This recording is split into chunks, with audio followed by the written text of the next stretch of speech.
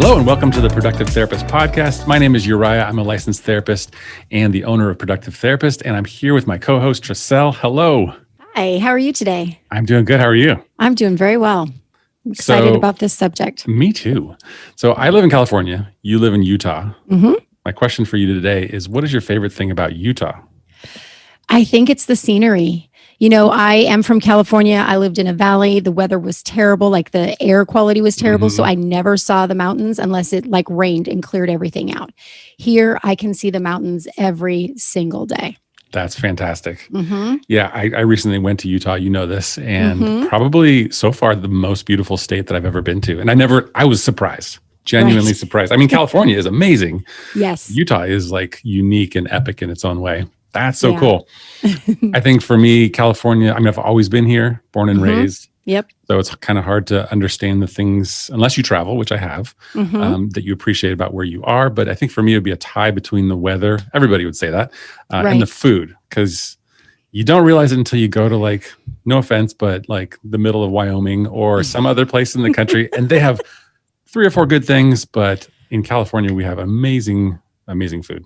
Yeah, I miss a really good taco. I have to say that, and the beach. Right. So, I mean, the food and probably the beach would be it for me. Tacos on the beach. Yes. What could be better? Right. There you go. So today in this podcast, we're talking about the simple 7-step process to convert callers to clients. And do you remember when we actually created this? I didn't until you brought it to my attention. It was when I was in training. Right. I was training you and I was like, you know what, let's just record this. Yes. And then what happened from there is, I'm trying to remember exactly, but we started sharing this with other practice owners, I believe. Yes, and then that's right. eventually you started training their intake coordinators. Yes. And we created the course, Callers to Clients, which then morphed into Therapy Intake Pro, which we'll tell you a little bit more about later, but that's a training and support program that you and I run together that's just been a surprisingly wonderful thing. Yes, it has been. Yeah. So I'm going to read off the 7 steps and then we'll touch on each. And then if people want more information, there's a full course on this within Therapy Intake Pro. So we'll point you in that direction. So the simple 7-step process is: number 1, connect. Number 2, assess. Number 3, match. Number 4, answer objections. Number 5, close. Number 6, refer. And number 7, follow up. And this applies whether you are a solo practice owner doing all of the intake duties yourself, or if you have an intake coordinator, a virtual assistant, an in-office person, whatever that might be. And they don't necessarily happen in this order completely within every phone call, but they are all the components that, while simple, if you execute on them, more people will sign up for counseling than not. Right. Yeah. So the first one, super important, is connect. And this one's all about being personable and warm, and showing interest in the person that's on the other end of the phone call. Wouldn't you say this is maybe one of the most important things? I was just going to say, as you were reading those off, I was trying to think, is there one more important than the other? And they all are valuable, obviously, but I really think this might have a little bit more weight, because I think even though you may not do these things in order, I think this one always happens first, or in my opinion, maybe should happen first. And if you can't do this, if you can't make a connection, I don't think the call is going to go anywhere. So from that standpoint, I think it is maybe the most important thing. Definitely. And that's true in any customer service or quote unquote sales situation. If you call any business looking for a product or a service and you end up talking to somebody who is warm and friendly, caring, and if necessary or if appropriate, they express empathy and understanding, like, that's just something that pulls on our humanness, right? To go, this is the place, these are the people, this is the person. And I think that's one of the things that was, for so many years, my superpower. Well, hopefully still is. But when I was doing my own phone calls for my own counseling practice, I think even though I am an introverted person, but meeting people over the phone was somewhat easier. And I found ways to connect with them and establish what we call, not unique to therapists, but we call rapport, right? Just that back and forth connection between two people. Right. That's pretty key. And when we're hiring virtual assistants, this is one thing that we look for because you really can't train somebody to be empathetic. You No, can you can't. give them a script and you can say, okay, when you're on the phone, say, that sounds really hard. But if they don't have warmth in their voice, if they're not smiling and like really meaning it, it's not going to come across. It sounds like they're reading a script. Exactly. And you do not want that. Yeah. And we've all had that experience being on the phone with somebody where they're reading a script and you're like, oh, gee. You can hear the page turn. When can I get off the phone with this Right, person? right. So number one is connect. Super important. You can get better at those things. Like I think most people have the ability to have empathy and warmth. So if you don't feel like you're the most warm person or your intake coordinator is not the most warm person, it can get better. Yes. And then also quick caveat on that one. If you do have somebody handling your intake role who doesn't check this box at all, you might want to really rethink keeping them in that role, right? Yes, definitely. So that's number one, connect. Number two is assess. Super important in the process here is basically just finding out what they need and asking good questions.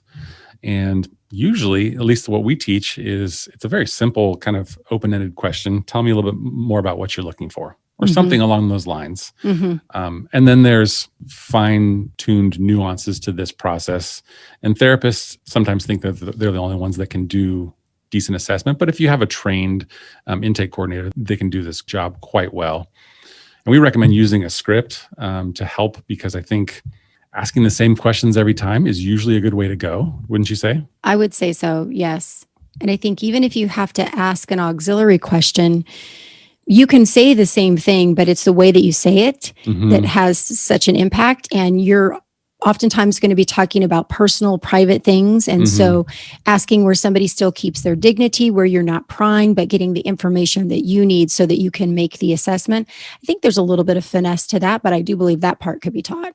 Absolutely. And this goes a long way. We'll talk about the next step, which is matching, but this goes a long way with client retention because if you are on the phone with somebody and you sign them up for a therapist or a particular, therapeutic service that is actually not appropriate for them, they may not show up or they may come and not stay. So figuring out, is this the right client for my specialties or for the specialties of this practice is key.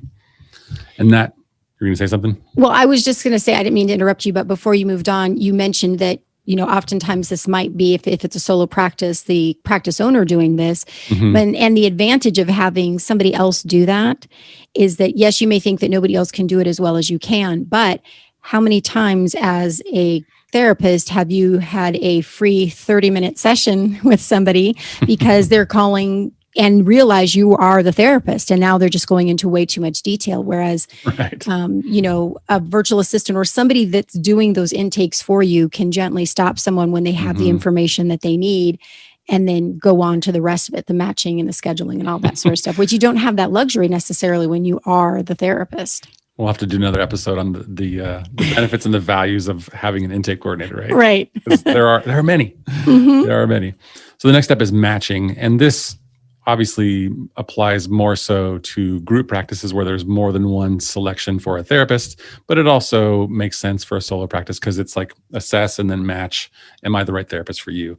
So this is just what we teach is to select the best available therapist. And that seems to be the most ethical way to do this. And like I said before, this is important for client retention as well, because if Tiffany, for example, the VA that supports my practice, if she talks to a client that happens to have, let's say, a 10-year-old boy, but the only therapist with an opening only sees older teenagers and really connects well with older teenagers, she should not match that therapist and should refer them out. So lots of details to the matching process. We train our but our virtual assistants to do that process. And then through Therapy Intake Pro, we help the intake coordinators learn how to do that better. And it can be tricky, especially if it's a larger practice, right? Right. And I think when you are transparent with somebody and say, gently saying, we don't have somebody that's the right fit for you, and you do refer them, they're going to appreciate that instead of you trying to shoehorn somebody that is not going to be a good fit just for the sake of keeping them with your practice. So I think that is going to go a long way. It really does. Yeah, I remember several times when I told a parent on the phone, I actually don't think I'm the best therapist for your family and for your son or daughter. Hmm. But I think this person across town Hmm. would be better for you. And they were shocked and happy. Right. Like, thank you Right. so much. Right. And sometimes I would say that when I just really felt like I didn't want to work with them. Confessions of a therapist. Yeah. That's another podcast. We'll get to step 6 on referring. That is coming up, right? So number 1 is connect. Number 2 is assess. Number 3 is match. And number 4 is answer objections, which is technically sort of a phrase from the world of sales. But this is kind of overcoming objections, I guess you could say, Right. is talking specifically about the things that might get in the way of the person on the phone becoming a client. Hmm. Usually with counseling, it has to do with fees and insurance. If you do or do not take their insurance, if the fee is affordable or in their capability to pay, and then also to some degree scheduling. Right. And we train people to do this to a reasonable degree. And what I mean by that is that there's no hard sell. With counseling, there's no hard sell, and there's no like I don't know. Have you ever been in a position where you were being sold something and they really pushed on you and tried to force you to buy the thing? Yes. You got timeshare or something like that? Right. And then I dig my heels in and I go the other way because I don't like that approach. No, it's not a good experience. So we don't, No. obviously we don't do that. And no therapist would most likely do this. But you want to answer these objections and you want to address them, especially if you sense that there's some discomfort or some hesitancy or pause on the other end of the phone. And we talk about this in more depth in Therapy Intake Pro on how to manage talking about fees. There are a certain number of people, there are a certain percentage of people that will call a counseling practice, find out they don't take their insurance, and still become a client. It's somewhat rare, Right. but it will happen if that therapist is, if their specialty is a perfect alignment with that client, if there's some sort of really positive connection. I've certainly had that happen many times because I specialized in working with teenage boys and people who had Kaiser insurance here in California. They couldn't find the best therapist. So they would come to me and pay out of pocket. So that can happen for sure. Right. I was thinking a couple of other things that we do touch on in Therapy Intake Pro is it could be a gender situation where they'd prefer to see one gender than another, and even an age. They would like to see somebody older or younger, whatever the case may be. And so those are similar things that you learn to overcome those objections as well, that we talk about in more detail in that course. Right. I guess this would fit in this part, but we teach intake coordinators ways to make the therapist that they choose sound really amazing. Right. So in some situations, it could be, we don't have a male therapist, but I'll tell you what, Mimi is fantastic. And she works really, really well with, right, teenage boys, for example. Right. And sometimes that can work, in my opinion, ethically only if you really do feel like this could be a good choice, right? Right. Yes. So that's number 4, answering objections. Number 5 is close, which kind of just means wrapping things up. Because in any conversation where there's sort of a free consult or like a phone call like this, you you have to stop people from talking. Because if they're ready for therapy or if they're super in need, and you're a nice, warm person on the phone, they will tell you their whole story. That's right. It started in first grade when my son got this diagnosis. Oh my goodness, yes. Sounds like good things to talk about in your first session. Yes. So I love that phrase. Right. This part is really just about having a sort of a wrap-up script, if you will, and filling them in on the next steps, which is usually simply, we've just to confirm, you've got this appointment time for this fee with this therapist, and what I need you to do next is X, Y, Z, right? Simple as that. And I think that's really important, especially if it's somebody's first time to therapy. They don't know what to expect, and they're probably nervous and maybe anxious about it. And so if you can just lay out for them very clearly what the next steps are, what's expected of them, what you're going to do, it's going to make that transition for them so much easier. And that handoff, right, to the therapist, they will have had a really good experience with the intake person. That then when they get to the therapist, they, are not a ball of nerves, maybe. A little bit of a warm handoff there. Yeah. Yes. And it's a little bit of a skill to be able to transition a conversation like this. And there's various ways to do that we talk about in the program. But I wouldn't say it's the worst thing that can happen, but sometimes I've done this, and I know other ones of our assistants have struggled with this at times, of letting that phone call go way too long. So you got to learn how to interrupt people, graciously, and Right. and then guide them towards making a decision, because the intake coordinator really, they're not a therapist, obviously, right? And they need to be able to have the ability to guide that person through some sort of process to get them to the final end. So number 6 is refer, and this doesn't apply in all situations, obviously. But if any of those things we mentioned before are true, we don't have the right therapist, the scheduling doesn't work out, the fee doesn't work out, etc., making a community referral, if possible, is really the best kind of customer service, and in some ways even I consider it marketing. So that creates some word of mouth, right? So if you have a good conversation with somebody, but they don't become a client, and you say, I think really John across town is going to be a better therapist for your family, they're more likely to tell somebody or just speak positively about the practice. Right. And it's interesting because I feel very passionately about that as well, because our goal is to provide world-class customer service throughout the entire length of the phone call, even if we have to say no, like you say, because they are not a good fit. And I've worked with some members that we have who their referral list is sending somebody to Psychology Today. I was so uncomfortable doing that, because to me, that's just not good customer service. Right. Of course, you do whatever the member wants, but I just think that it seems like a little thing, but I think it is essential to really good customer service is showing them the right direction to head. It takes a bit of work to maintain a community referral list that's up to date, but it's definitely worth it. Like I just found out some sort of good news about a colleague of mine that left a group practice across town to go work for a big insurance company in the pediatric psychiatry department. And I was like, oh, so I made notes about that to remind myself, and to tell Tiffany that Brian is now over at Kaiser, and he's a fantastic therapist. So that is a good thing to do. I do think, I will not disagree with you, but I will add a footnote to the referring to Psychology Today, because in my practice, we will do that. And in some ways that can be helpful, because not everybody knows that is actually quite a good directory to find a therapist, because you can, dial down and find somebody that's a male therapist who's the Buddhist who, whatever. Yes. So it's not the worst, but if you're just if you're handing everybody off, we can't help you, go over here. Right. That's not great. Right. All right. So the last one is follow up. And this is really important as well, because there are lots of situations where you have to leave a voicemail or an email gets unanswered, or for one reason or another, somebody doesn't respond. Or even in the situation where they do become a client, but they don't fill out their paperwork, or whatever that might be. If you have really good follow-up procedures, like we said before, good customer service, it will help with client retention. It will help with, not client retention, it will help with client conversion. And people just appreciate it too.